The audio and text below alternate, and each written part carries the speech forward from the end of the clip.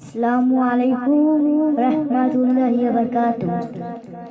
ছোটবেলা সকাল হলে ছেলে মেয়ে সবাই মিলে, ছোটবেলা সকাল হলে ছেলে মেয়ে সবাই মিলে মক্তবের ওই পাঠ হতো সেই ধরা, পাঠ হতো সেই কিতাব যাওয়া নয় মানুষের গড়া, পাঠ হতো সেই কিতাব যাওয়া নয় মানুষের গড়া। আরে এখন তোমায় কাছে লাগে ভীষণ কড়া, নিয়ম করে বাংলা পড়ো সময় করে ইংলিশ শেখো, আরবি এখন হয় না শুধুই পড়া।